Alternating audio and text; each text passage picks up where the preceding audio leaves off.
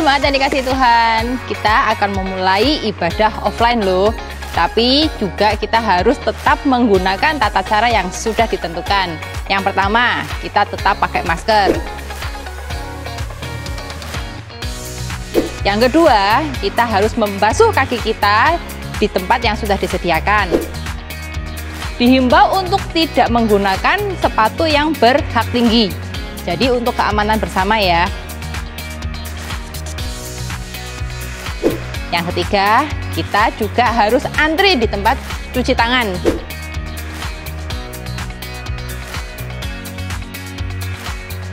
Kita akan diarahkan untuk membasuh tangan kita di wastafel yang sudah disediakan.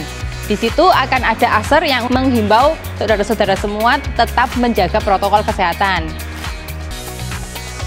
Yang keempat, kita akan melakukan pengecekan suhu.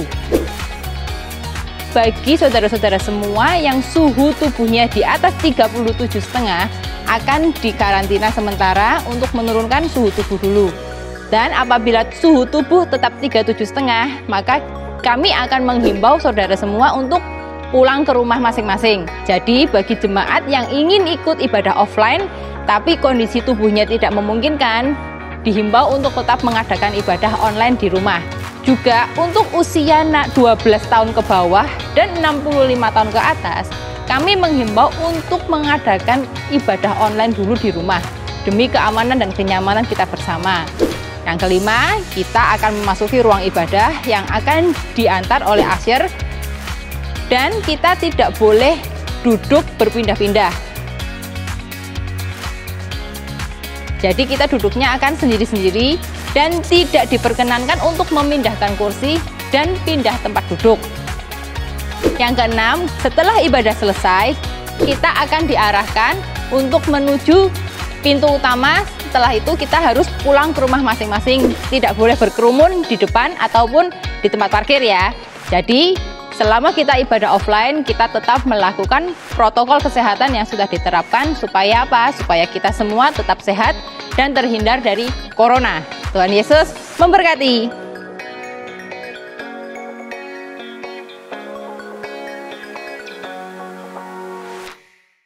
Shalom Bapak Ibu saudari sidang jemaat terkasih.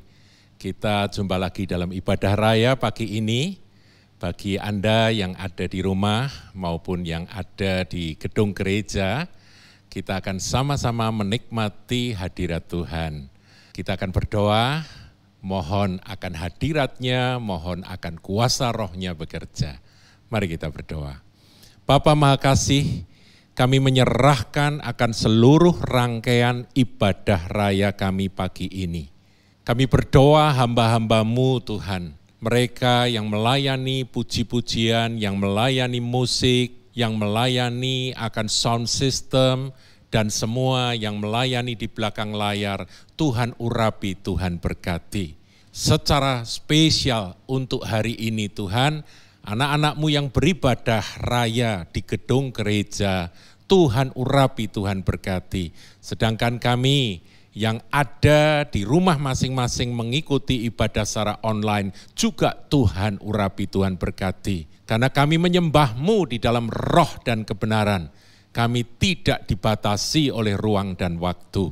Ketika hati kami memuji dan menyembah-Mu, dan kami satu di dalam kasih Yesus Kristus Tuhan, namanya yang ajaib itu, maka sesungguhnya kami satu di dalam hadirat Tuhan. Sebab itu Tuhan, kami berdoa sepanjang ibadah raya ini, bahkan sampai ketika firman Tuhan diberitakan, hati kami terbuka dan kami akan makan bersama-sama dari roti hidup, yaitu firman kebenaran itu. Engkau berjanji, orang yang lapar dan haus akan kebenaran akan Engkau puaskan. Dan biar pagi ini dalam ibadah raya kami kali ini, kami beroleh akan makanan dan minuman yang dari sorga itu. Kami mengucap syukur Tuhan, dan kami serahkan seluruh rangkaian ibadah raya kami pagi ini di dalam nama di atas segala nama, Tuhan Juru Selamat kami, Yesus Kristus namanya. Haleluya.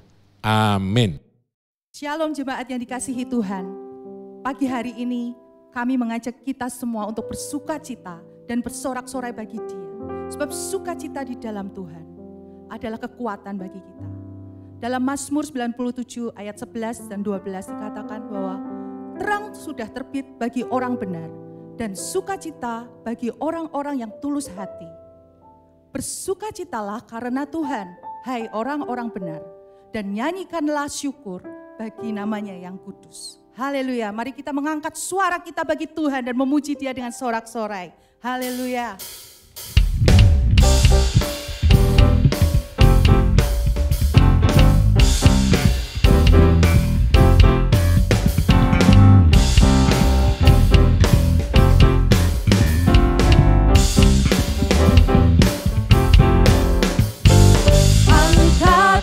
Suaramu, puji dan serukan nama Yesus, tanggalkan bebanmu, tak perlu kau khawatir, sebab Dia sanggup.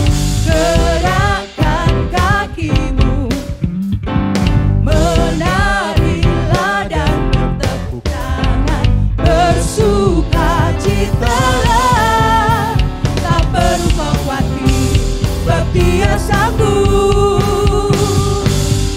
Sekarang nyanyikan kebesarannya yang kuat dan penuh kuasa, bersorak-sorai karena kasih-Nya telah datang melawat kita, nyanyi bagi Dia.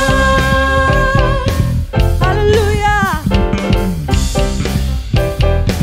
Angkatlah suaramu, angkatlah suaramu, puji dan serukan nama Yesus, tanggalkan bebanmu, tak perlu kau khawatir, sebab Dia sanggup.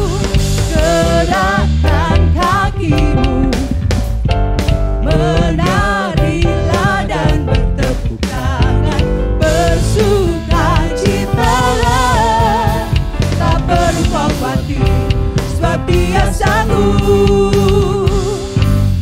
Sekarang nyanyikan kebesarannya yang kuat dan penuh kuasa, bersorak-sorai karena kasih-Nya telah datang melawat kita.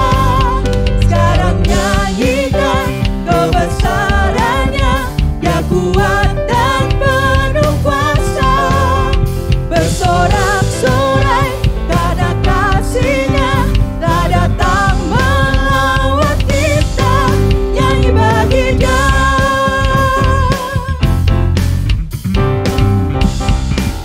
Haleluya, haleluya, Kau ada dalam hatiku, takkan patah semangatku, takkan hilang kekuatanku. Haleluya, ku mau bersorak bagimu, sukacita surga nyata penuhiku. Haleluya, haleluya, Kau ada dalam hatiku, takkan patah semangatku, amin, takkan hilang kekuatanku. Haleluya, ku mau bersorak bagimu, sukacita surga nyata penuhiku.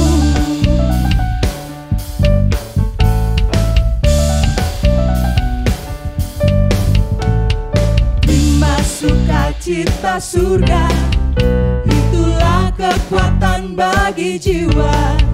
Ku dapat rasakan kasih-Nya di tengah badai yang bergelora. Lima sukacita surga, amin, itulah kekuatan bagi jiwa. Ku dapat saksikan kuasa-Nya, taklukkan badai, yang bergelora. Haleluya, Kau ada dalam hatiku,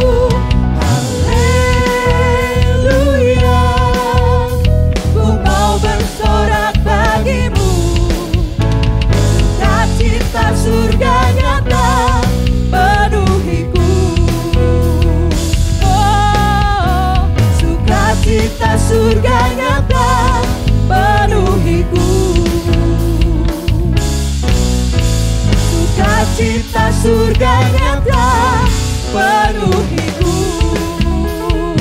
Amin. Haleluya. Biar kiranya sukacita surga tercurah melimpah atas setiap saudara dan saya. Haleluya. Kemuliaan bagi Tuhan. Haleluya. Haleluya. Sebab Dia Allah yang setia. Dia Allah yang sanggup menggenapi setiap janji-janjinya dalam hidup kita. Sebab itu saudara, tidak perlu ada kekhawatiran dan ketakutan di dalam hidup kita. Sebab Dia yang memegang janjinya, Dia sanggup dan berkuasa menggenapkan apa yang Dia janjikan atas hidup kita. Haleluya. Amin Tuhan. Sungguh besar setiamu,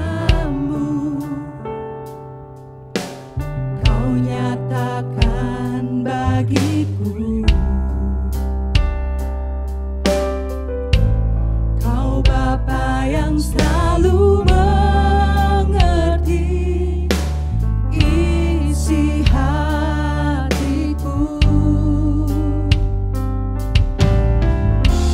Kemuliaan-Mu Kau janjikan,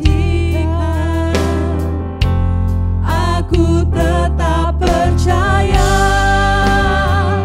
Ku percaya janji-Mu ajaib, terukir dalam kehidupanku. Ku berserah di dalam kekuatan-Mu, hanya Kau segalanya bagiku. Ku percaya janji-Mu ajaib, terukir dalam kehidupanku. Ku berserah di dalam kekuatan-Mu, ku percaya.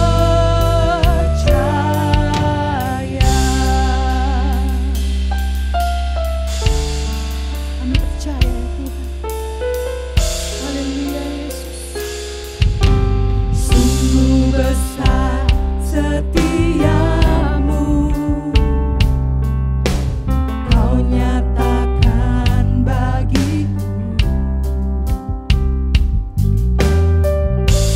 Kau Bapa yang selalu mengerti isi hatiku. Kemuliaan-Mu Kau janjikan, aku tetap percaya. Ku percaya janji-Mu ajaib,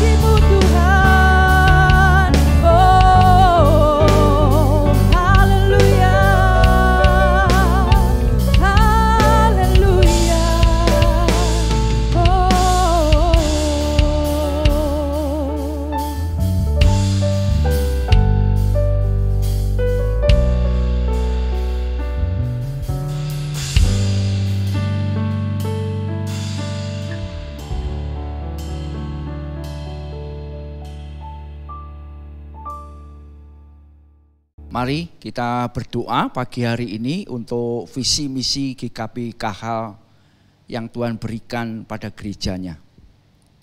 Bapa, kami datang kepadamu pagi hari ini. Kami sungguh-sungguh mengucap syukur karena kami melihat campur tanganmu yang luar biasa bagi gerejamu Kahal yang kau kasih. Terima kasih Tuhan buat visi misi yang kau berikan, kau percayakan bagi gerejamu.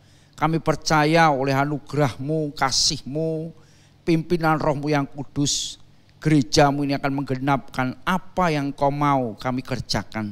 Kami seluruh sidang jemaat-Mu Kahal akan membawa Kristus kepada dunia ini Tuhan. Dan kami mau menjadi jemaat yang dibangun, menjadi jemaat yang sehat, dewasa, melayani dan misioner. Kami percaya hari-hari ini Roh-Mu sedang bekerja dengan luar biasa di rumah-rumah kami masing-masing. Untuk sidang jemaat-Mu dibangun benar-benar Tuhan, menjadi jemaat yang sehat secara rohani.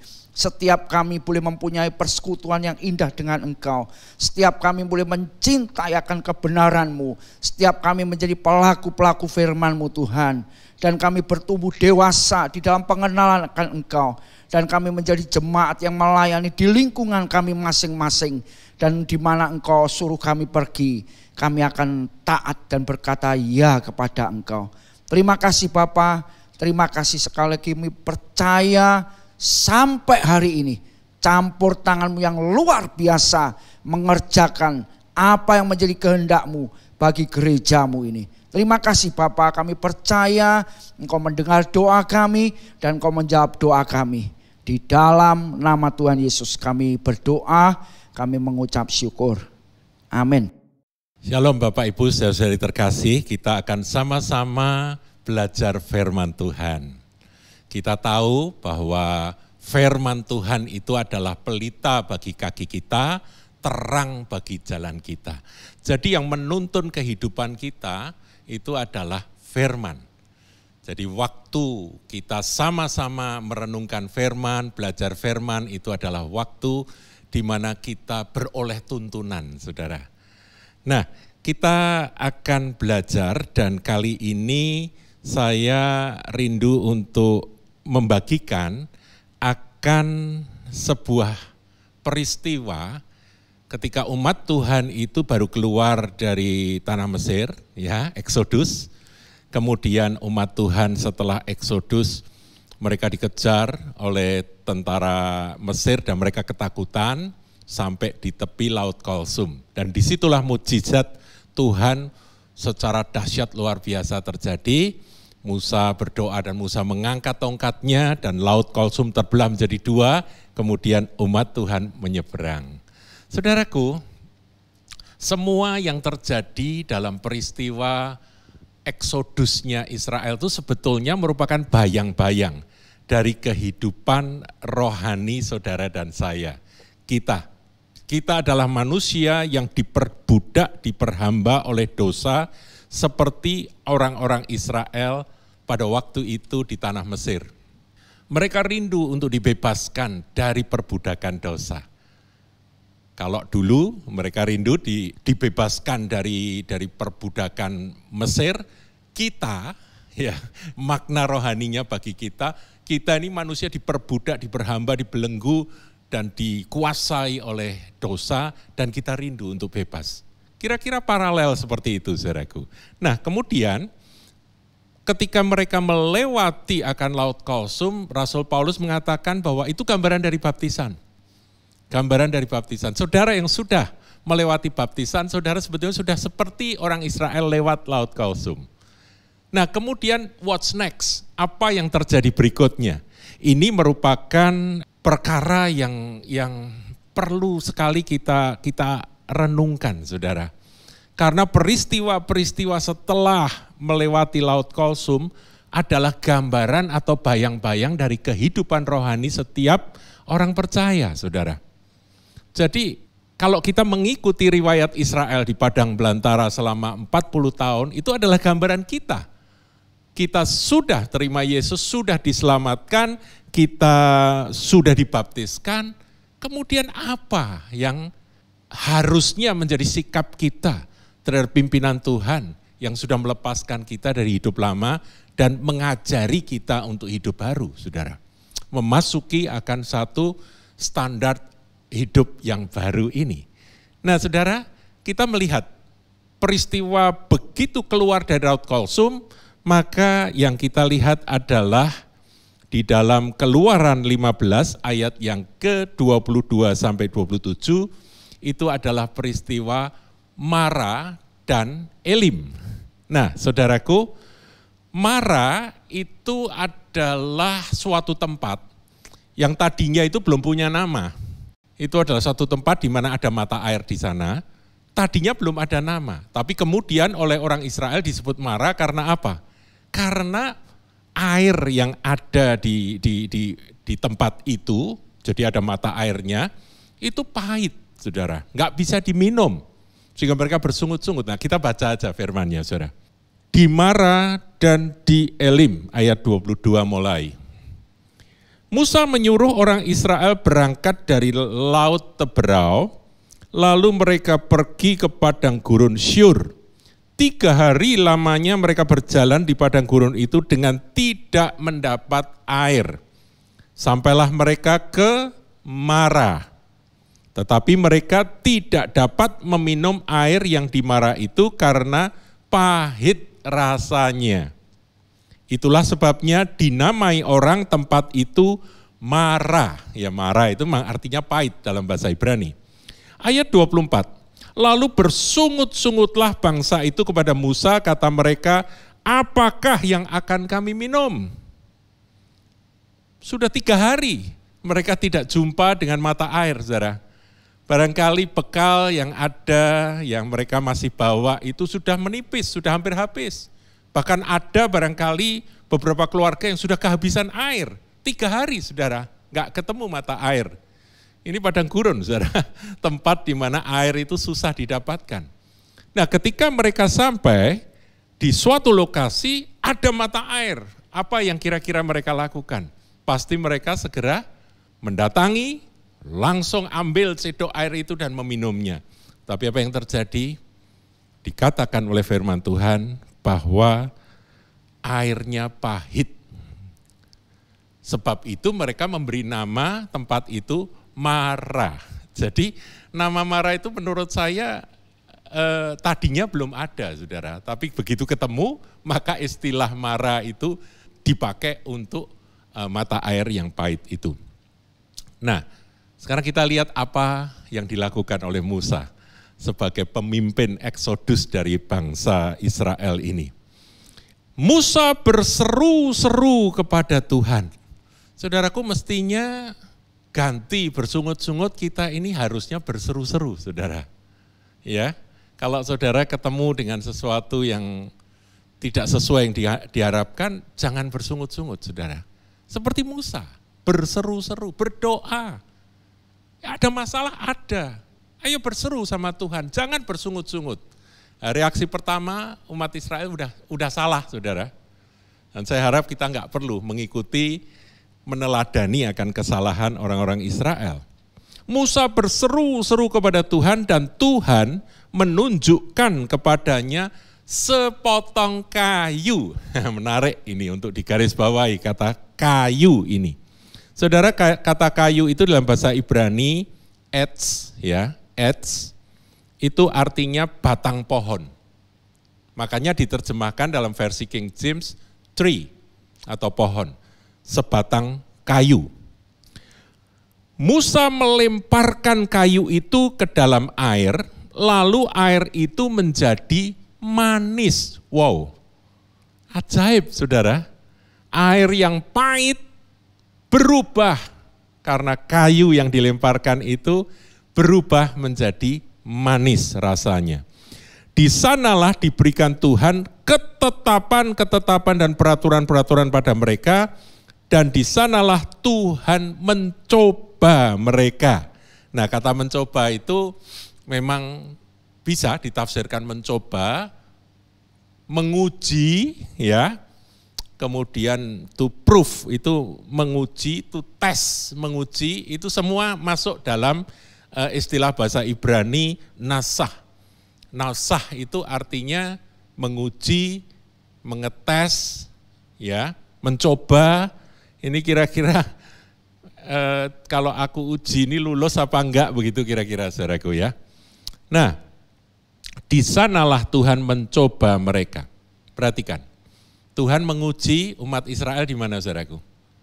Di Marah. Jadi kalau nanti ya makna rohani kita akan dalami, kalau kita ketemu dengan hal-hal yang membuat kita pahit, hati saudara pahit, saudara merasa hidup ini pahit, itu adalah batu ujian buat kita. Di sanalah Tuhan mencoba mereka. Ayat 26, firman-Nya, jika kamu sungguh-sungguh mendengarkan suara Tuhan Allahmu dan melakukan apa yang benar di matanya dan memasang telingamu kepada perintah-perintahnya dan tetap, garis bawahi kata tetap mengikuti segala ketetapannya, maka aku tidak akan menimpakan kepadamu penyakit manapun yang telah kutimpakan kepada orang Mesir. Sebab aku Tuhanlah yang menyembuhkan engkau. Nah, kata aku Tuhanlah yang menyembuhkan engkau itu terkenal, saudara. Saudara mungkin sudah tahu akan istilah Yahweh Rafa, YHWH, Yod-Heh-Woh-Heh, Rafa. Rafa itu artinya penyembuh. Akulah Tuhan, Adonai. Ya kalau ketemu tulisan YHWH itu orang Yahudi nggak berani nyebut. Karena itu terlalu suci. Mereka nggak berani nyebut Yahweh atau Yehova, mereka nggak berani. Sehingga sampai sekarang pun ada yang berkata itu bunyinya Yahweh, ada yang berkata itu bunyinya Yehova. Nah, yang mana mereka biasanya mengganti pengucapannya itu dengan Adonai, yang artinya Tuhan. Nah, di Alkitab kita pun dipakai tulisan Tuhan, Tuhan huruf besar. Ya, ini mestinya YHWH, saudaraku, Yod-Heh-Woh-Heh. Nah, YHWH atau Tuhanlah yang menyembuhkan. Jadi YHWH yang adalah penyembuh. Itu lebih tepat begitu. Yahweh Rafa atau YHWH Rafa itu artinya Tuhan dokter kita. Penyembuh kita, dokter kita. Nah, kemudian ayat 27, sesudah itu sampailah mereka di Elim. Di sana ada 12 mata air dan 70 pohon korma. Lalu berkemahlah mereka di sana di tepi air itu. Nah, judul dari perikop ini dalam Alkitab kita ditulis di Marah dan Elim. Jadi Tuhan itu punya rencana. Kita ini setelah keluar dari Laut Kulsum, keluar dari baptisan, itu mestinya setelah diuji di Marah, ayo lulus gitu loh dari ujian tersebut. Setelah lulus dari ujian tersebut, nanti engkau akan memperoleh perhentian di Elim.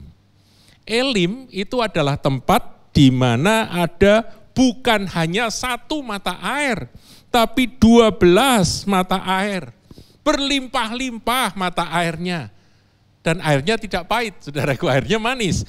Nah, kemudian ada 70 pohon kurma. Kurma itu adalah buah yang paling manis, yang kalau saya boleh katakan, ya biasanya kalau menjelang Lebaran itu supermarket banyak jual buah kurma, saudaraku ya. Nah, kalau saudara membeli itu buah yang sangat manis rasanya. Ini adalah gambaran, saudaraku, bahwa sebetulnya Tuhan ingin kita itu melewati mara yang pahit di dalam hidup ini dan kita menang di sana, kemudian kita ini menikmati akan mata air berlimpah-limpah, tidak kekurangan lagi akan air kehidupan itu, air sumber kehidupan itu, dan kita akan menghasilkan buah yang manis. Sebab begitu ketemu yang pahit, reaksinya apa tadi Israel? Langsung sungut-sungut. Nah, ini memang wajar, saudaraku.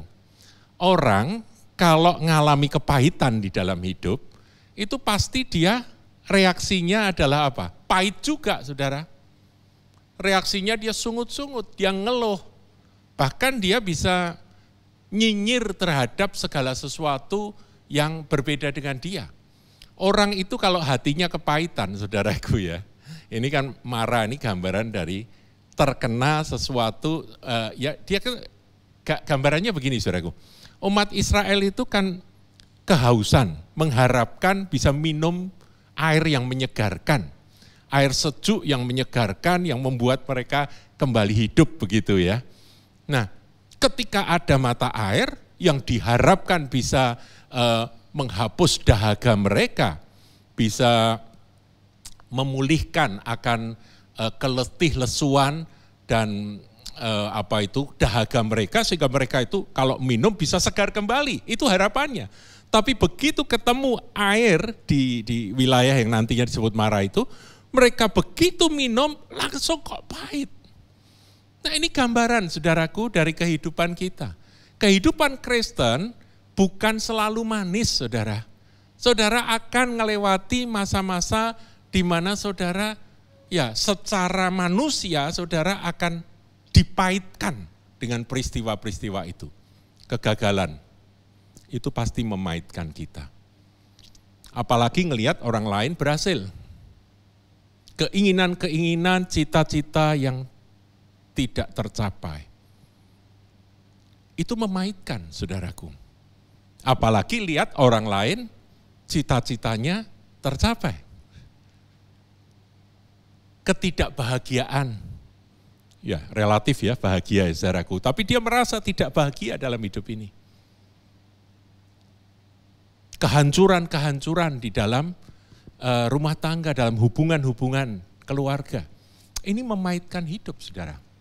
Jadi anak-anak yang dilahirkan di dalam keluarga di mana ayah dan ibu saling menyakiti, itu anak-anak ini bisa bertumbuh dalam kepahitan, saudara. Yang diharapkan oleh anak-anak yang bertumbuh dalam keluarga itu ada ayah yang menyayangi ibu, ada ibu yang mengasihi ayah, dan mereka berdua, ibu menghormati dan menyayangi ayah, dan mereka berdua menyayangi anak-anak. Ini harapan dari semua anak-anak, saudara. Tapi ketika kenyataannya tidak seperti itu, tiap hari ayah dan ibu bertengkar. Bahkan kemudian ayah punya selingkuhan, ibu juga nggak mau kalah, juga bersaing dengan ayah. Apa jadinya? Anak seperti itu, saudaraku, meskipun dikasih uang sebanyak mungkin, mau beli gadget model apa, dikasih duitnya, mau beli mobil, dikasih mobil, nggak bahagia. Karena apa? Ada kepahitan. Jadi saudaraku, kepahitan bisa terjadi. Ketika apa yang diharapkan, apa yang seharusnya menjadi air hidup yang menyegarkan dan menyehatkan mereka, itu yang diminum pahit, saudara. Dan reaksinya itu pasti berontak kalau anak loh ya. Anak lihat orang tua begitu pasti berontak, saudara. Dan berontaknya mereka bisa terlibat dalam pergaulan yang salah dan akhirnya mereka bisa terjerat di dalam jerat iblis, ya, narkoba dan seks bebas dan sebagainya. Dan itu adalah pekerjaan setan, saudaraku. Tetapi dari firman ini kita belajar bahwa kepahitan di dalam hidup, kalau saudara misalnya diperlakukan tidak adil, saudara bekerja di dalam satu perusahaan dan engkau merasa berprestasi tetapi bos berlaku tidak adil. Orang yang enggak berprestasi justru pangkatnya naik, sementara Anda tetap sama saja. Dan Anda ditekan, yang situ dimanjakan, ada kepahitan, saudara. Ini bisa terjadi di mana saja. Di tempat bekerja Anda bisa mengalami kepahitan hidup. Belum lagi di dunia ini, saudaraku. Orang yang bertubi-tubi mengalami kemalangan demi kemalangan, dia bisa hidupnya itu pahit, saudara. Dia bisa mengalami apa yang disebut dengan kepahitan hidup. Nah, orang-orang kalau mengalami kehidupan, kalau dia orang Kristen, saudaraku, ingat ini, saudara. Ingat akan kisah ini. Bahwa setelah kita percaya Yesus, setelah kita dilepaskan dari hidup lama, setelah kita dibaptiskan, yaitu melewati Laut Kulsum, gambaran dari baptisan. Nah, itu kita ini harusnya, saudaraku ya, seharusnya sadar bahwa semua hal-hal yang tidak kita inginkan, yang tidak kita harapkan, yang terjadi, yang rasanya pahit kalau diminum begitu ya. Kalau rasanya pahit untuk diminum, itu sebenarnya masa atau waktu Tuhan menguji kita. Pertama, ikuti teladan dari Musa. Kalau umat Tuhan minum air mara itu pahit, Musa minum air itu pahit atau enggak, saudara? Ya sama aja, saudara, airnya sama. Bukan artinya langsung diminum sama Musa jadi manis gitu, enggak. Terus Musa berkata, mana pahitnya, manis gini ya. Enggak, saudara, Musa pun tahu itu pahit. Oleh sebab itu dikatakan Musa berseru-seru kepada Tuhan. Nah kalau berseru sama Tuhan itu berdoa itu Tuhan mendengar. Itu yang seharusnya kita lakukan, saudaraku. Jadi kalau saudara dalam kepahitan, apapun ya, kepahitan apapun. Engkau seorang istri yang pahit karena suamimu tidak seperti yang engkau harapkan. Engkau suami yang pahit karena istrimu tidak berlaku seperti apa yang engkau harapkan. Nah apapun yang menjadi potensi kepahitan itu, berserulah kepada Tuhan.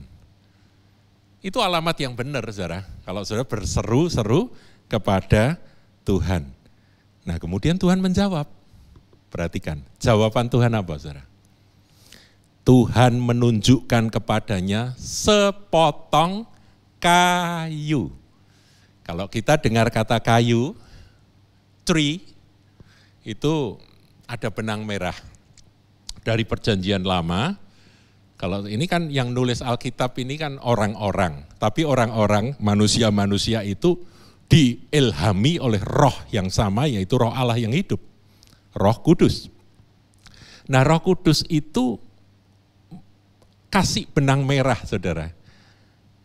Dari kitab ke kitab ke kitab, maka di situ dikatakan, kalau saudara perhatikan, dari kitab ke kitab ke kitab sampai Kejadian sampai Wahyu itu, saudara akan temukan benang merah. Yang dimaksud dengan tree itu apa? Tree itu adalah kayu salib, saudara. Terkutuklah orang yang tergantung pada kayu, ya itu ada nanti. Itu kayu salib, saudara. Dan Tuhan Yesus itu berkata ketika saudara dan saya datang untuk kali pertama dan berkata, aku percaya padamu Tuhan, aku mau jadi pengikutmu, aku menjadi muridmu, maka kata Tuhan yang pertama apa? Barang siapa mau menjadi muridku, dia harus menyangkal dirinya, memikul salibnya dan mengikut aku setiap hari. Ini salib, saudara. Ketika hal-hal yang membuat kita tanda kutip pahit, obatnya cuma satu, yaitu salib. Ketika kita berkata, Tuhan, aku mau memikul salib. Bukan berarti saudara menyukai akan penderitaan, tidak. Tetapi rela memikul salib. Salib itu apa sih? Salib itu dulu sudah pernah saya jelaskan, saudaraku. Pikiran Tuhan, perasaan Tuhan, kehendak Tuhan, berpikir seperti Tuhan berpikir, Anda pikul, terus belajar taat pada apa maunya Tuhan, itulah salib, saudaraku. Nah itu satu-satunya yang bisa mengalahkan, menetralisir akan air mara yang pahit itu. Ketika kayu itu dilemparkan, ya Musa melemparkan kayu itu ke dalam air yang pahit itu, lalu air itu menjadi manis. Saudara, bagaimana caranya? Keadaan belum berubah, saudara. Tetapi sudah tidak pahit lagi. Saudara ke kantor, bos yang sama belum berubah. Tetap berusaha berlaku tidak adil dalam perkataan, dalam perintah-perintah, dan dalam perlakuan. Saudara, kalau mau jadi pahit bisa. Tetapi ketika ada kerelaan memikul salib, maka itu bukan lagi kepahitan. Yang berubah bukan keadaannya. Tapi yang berubah adalah diri kita, diri Anda, diri saya. Nah, saudaraku, saya dengar beberapa khotbah dari hamba Tuhan yang berkata, perubahan itu selalu dimulai dari dirimu sendiri. Jangan mengharapkan perubahan terjadi di sekelilingmu. Tuhan bisa mengubah keadaan sekeliling itu seperti membalikkan telapak tangan. Karena itu bukan rencana Tuhan untuk membuat umatnya itu menderita kepahitan. Itu cuma ujian, saudara. Ya kan? Tadi ada firman yang berkata, di sanalah Tuhan mencoba mereka. Nah, setelah ada kayu salib, perhatikan ayat 25, Musa melemparkan kayu itu ke dalam air, lalu air itu simsalabim berubah menjadi manis. Nah, ini makna rohaninya, saudaraku, kuasa salib itu bisa mengubah hati yang pahit menjadi manis. Meskipun situasi, kondisi, keadaan belum berubah. Mungkin saudara yang gagal belum berhasil. Mungkin orang-orang yang Anda pikir membuat Anda kecewa, itu masih belum berubah. Tetapi engkau yang berubah. Saya yang berubah. Keadaan belum berubah, saya yang diubah. Hati saya tidak lagi pahit. Karena selalu dikatakan bahwa sumber mata air itu selalu berbicara tentang hati, saudaraku. Dari dalam hatimu akan mengalir aliran-aliran kehidupan, ya kan? Aliran-aliran air hidup. Nah, itu sudah tidak pahit lagi. Akibatnya reaksi kita, respons kita berubah. Respon kita berubah ketika kita menjadi pemikul salib. Ada sukacita, ada damai sejahtera yang mengalahkan akan situasi kondisi yang ada di sekeliling kita. Ini adalah bekal bagi setiap anak Tuhan yang mau benar-benar mengikut Kristus. Saudara, kalau saya menceritakan akan penderitaan dari umat Tuhan di gereja mula-mula, itu enggak masuk akal, saudara. Aniaya yang mereka alami, yang mereka lalui, yang mereka lewati itu, aduh, luar biasa. Tapi mereka tidak kehilangan sukacita. Karena apa? Karena mereka pemikul-pemikul salib. Bagi mereka, hati manis adanya. Sehingga perlakuan apapun tidak bisa mengubah yang manis itu. Nah, saudaraku, kemudian setelah air itu jadi manis, dikatakan di sanalah diberikan Tuhan ketetapan-ketetapan dan peraturan-peraturan pada mereka, dan di sanalah Tuhan menguji, ya, ngetes mereka.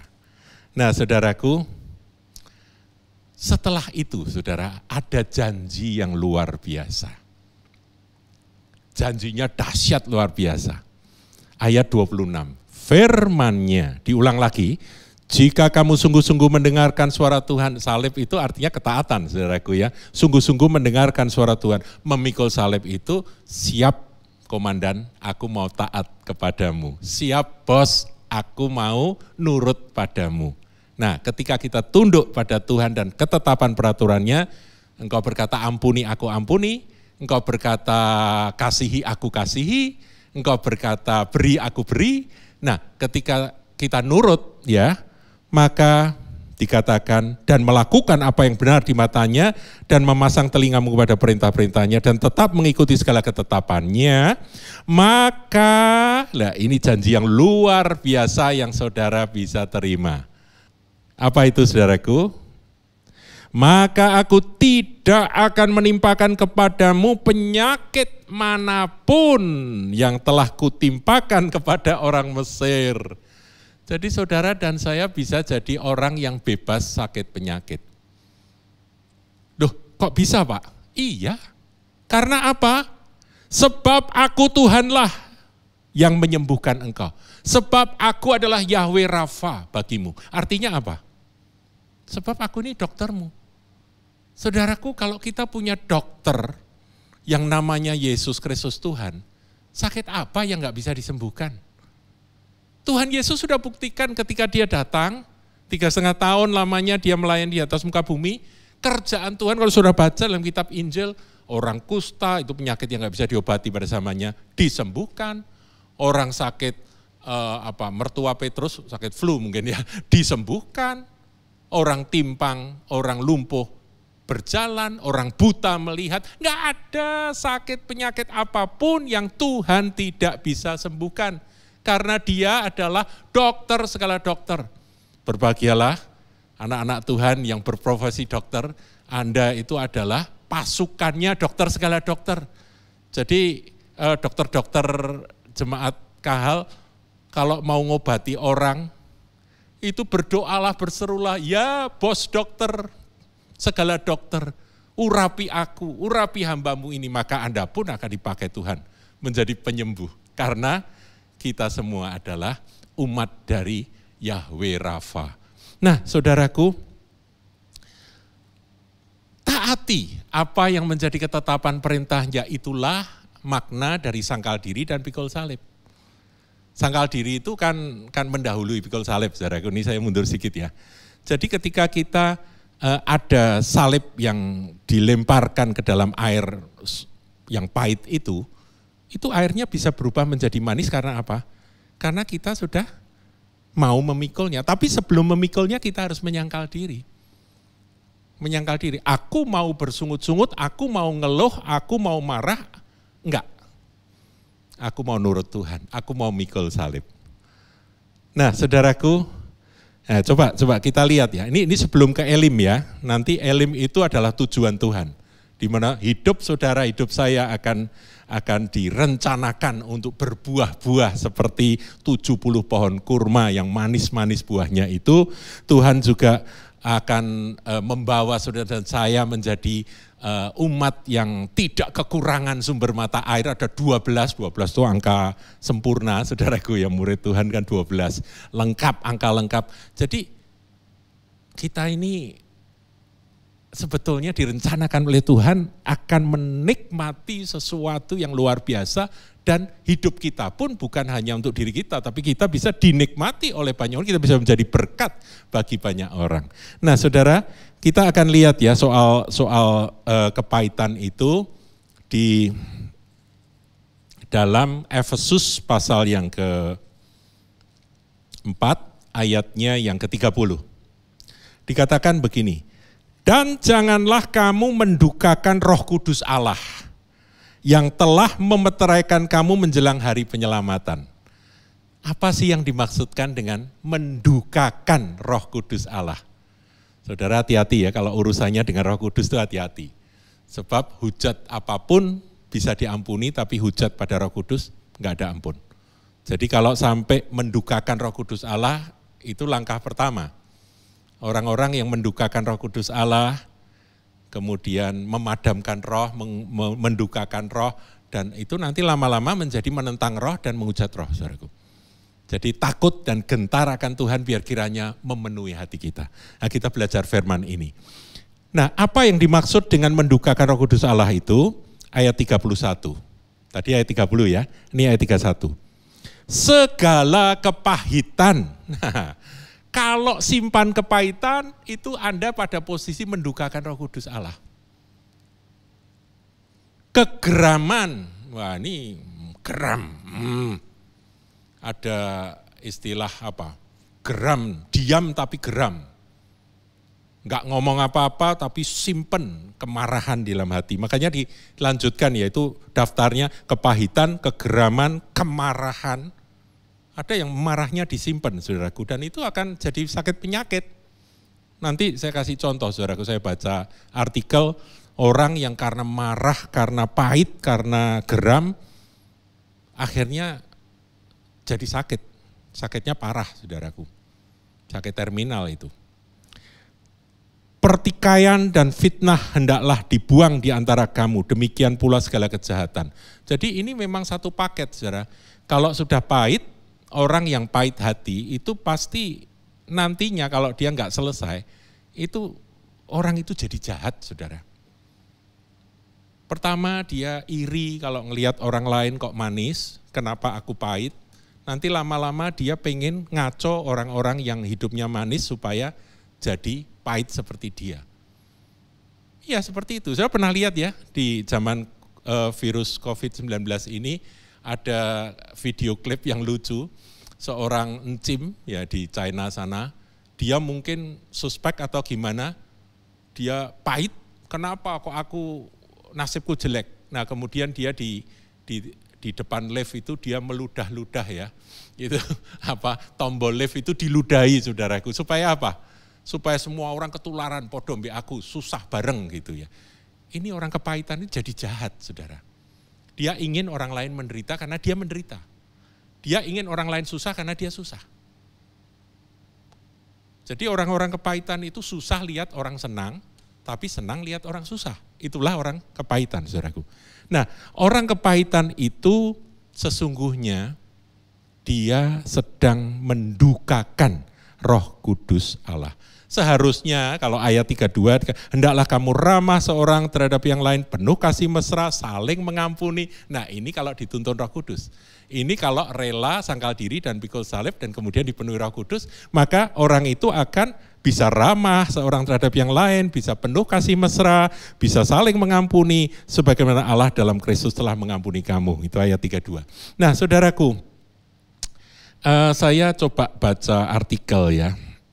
Kan tadi dijanjikan ketika yang pahit itu berubah menjadi manis di hati kita, karena kerelaan kita untuk mikul salib, sangkal diri mikul salib, dan mengikut akan ketetapan Tuhan, mentaati akan apa yang Roh Kudus pimpin ya dalam hidup kita, maka sakit penyakit itu tidak akan ditimpakan pada kita. Sakit penyakit itu memang menimpa akan orang dunia, termasuk COVID-19, saudaraku. Ketika pertama kali ada COVID-19, saya dapat firman. Saudara masih ingat, bisa klik, bisa ulangi lagi tanggal 5 Mei kalau enggak salah ya. Itu ada rekamannya di dalam video channel kita, tanggal 5 Mei, yaitu tentang Gereja Philadelphia. Gereja Philadelphia itu saling mengasihi, saling mengampuni, saling mendukung satu sama lain, ada kerukunan. Dan Tuhan senang dan Tuhan berjanji aku akan meluputkan Philadelphia dari hari pencobaan yang akan mencobai seluruh dunia, seluruh muka bumi. Nah saat ini kan seluruh muka bumi sedang dicobai dengan sakit penyakit yang namanya virus corona atau COVID-19 itu. Saudara, Tuhan berjanji. Tapi kita nggak boleh ada kepahitan. Kalau ada kepahitan nggak bisa jadi Philadelphia. Philadelphia itu artinya kasih persaudaraan. Sebab itu di antara umat Tuhan, ayo toh kita ini saling mengasihi. Kesaksian saudaraku. Ada seorang ibu namanya Ibu Nitya. Ya. Ini saya baca dalam sebuah artikel ya. Saya nggak kenal orangnya, saya cuma baca kesaksiannya. Ibu Nitya ini pada waktu muda dia Kristen, tapi karena ya dia bergaul dengan orang bergaul bebas, akhirnya dia jatuh cinta dengan seorang yang beda keyakinan, ya, dengan orang yang bukan orang percaya. Tapi karena masih pacaran, si pria ini berjanji, kita tahu meskipun kita beda iman, tapi aku mencintai kamu. Dan kamu itu bebas, mau ke gereja bebas, mau melayani bebas. Ya baik saudaraku kelihatannya. Dan terbuailah apa itu, namanya mabuk cinta ya. Akhirnya mereka menikah. Setelah menikah ternyata sang suami tidak komit, tidak memegang akan janjinya. Mulai dia dilarang, gak boleh ke gereja. Mulai dia ngalami tekanan-tekanan karena dia tidak mau ikut agama suaminya. Dan itu berlangsung dari anak pertama, anak kedua sampai anak ketiga, saudaraku. Dia ngalami aniaya. Dia mencoba bertahan dalam imannya, tapi dia juga mencoba untuk mempertahankan akan rumah tangganya. Tapi dia gak tahan, saudaraku. Gak tahan. Ada kepahitan Karena terus-menerus dia diperlakukan dengan istilahnya itu dipersekusi secara verbal, itu dia tidak kuat, saudara. Tidak kuat dan dia seperti udah nggak tahan lagi, tapi demi anak-anaknya dia mencoba bertahan. Nah, Ibu Nitya ini ngalami sesuatu yang tekanan yang di luar batas kemampuan, dan saudara harus tahu, kemarahan, kepahitan, kegeraman yang disimpan dalam hati itu bisa keluar dalam wujud sakit penyakit. Kemudian mulailah di payudaranya ada benjolan, dan ketika diperiksa positif CA, kanker. Dan kankernya semakin parah, saudaraku. Sampai akhirnya Ibu Nitya ini mengambil keputusan, aku harus meninggalkan akan tempat di mana aku ini tidak tahan. Dan dia berdoa, kemudian dia mau pulang ke rumah ibunya, mamahnya. Nah, suaminya sudah ngusir-ngusir dia, saudara. Udah kamu pergi sana, pergi sana, pergi sana. Udah sakit mati aja begitu. Jadi dia udah nggak disayang sama sekali, nggak dikasih sama sekali. Tapi anaknya yang sulung mencoba mencegah, mama jangan dulu, tunggu adik ini selesai ujian SD. Nah, ketika adiknya selesai ujian SD, maka tepat waktunya dia bisa pamitan dengan anak-anak dan suaminya, dia pulang ke rumah ibunya. Dia naik pesawat, saudaraku, tempatnya agak jauh. Nah, sampai pulang ke rumah, ibunya menyambut dia, ibunya tidak menyalahkan dia, ibunya melayani dia, karena ibunya adalah seorang wanita saleh, dan dia didoakan dan dia bisa curhat semua, kepahitannya bisa keluar semua. Dan kemudian ibunya menuntun dia dengan satu kata, Nitya, maukah engkau mengampuni? Mengampuni orang yang menganiaya engkau, seperti Tuhan Yesus. Disitulah Roh Kudus bekerja, dia luluh dan dia mengampuni. Meskipun dia tidak boleh jumpa dengan anak-anaknya lagi kalau dia pergi. Dan itu yang dia harus bayar harganya. Saudaraku, ketidaktaatan itu harganya mahal ya.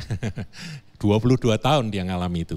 Dan kemudian Ibu Nitya ini setelah dia mengampuni, dia kembali menaikkan pujian kepada Tuhan dan menyerahkan seluruh hidup pada Tuhan. Payudara yang sudah ada benjolan dan benjolan yang sudah membesar itu tiba-tiba pecah, mengalir akan darah, seperti dioperasi, dan dalam waktu yang tidak lama menutup sendiri dan sembuh 100%. Saudaraku, firman itu berlaku. Mentaati Tuhan, mengampuni, tidak mau pahit, dan terjadilah Yahweh Rafa bekerja. Tuhan yang adalah dokter pribadi kita bekerja. Jauh lebih dari kemoterapi, jauh lebih dari operasi dokter manapun juga. Firman Tuhan jelas katakan dalam doa Bapa kami, ampunilah orang yang bersalah pada kami seperti kami mengampuni orang yang bersalah pada kami. Ampunilah segala kesalahan kami ya, ampunilah segala kesalahan kami seperti kami mengampuni orang yang bersalah pada kami. Itu aturan, saudara. Kalau kita nggak ngampuni, kita nggak diampuni sama Tuhan. Lah kalau nggak diampuni ya berarti kita terbuang dong, ya. Inilah pentingnya, saudaraku, menyelesaikan kepahitan. Tapi kita kan nggak mampu. Asal mau ada Roh Kudus yang menolong, ya. Yaitu dengan kerelaan sangkal diri dan pikul salib. Sangkal diri itu jangan-jangan saudara merasa benar diri, sudahlah. Benar diri kita itu kita letakkan, nggak ada orang yang benar di hadapan Tuhan. Itu sangkal diri. Yang benar itu hanya Tuhan Yesus. Pikul salib. Apapun yang jadi perintah-perintah dia, kita pikul. Nah, saudaraku, ayat 27, saya akan akhiri ya, dengan tujuan Tuhan. Sesudah itu sampailah mereka di Elim, di sana ada 12 mata air dan 70 pohon korma. Lalu berkemahlah mereka di sana di tepi air itu. Ya, ini tadi sudah saya singgung, bahwa tujuan Tuhan itu kita akan mendapatkan 12 mata air. suatu mata air yang berlimpah-limpah yang akan menyegarkan jiwa kita, yang akan menyejukkan hati kita. Nggak ada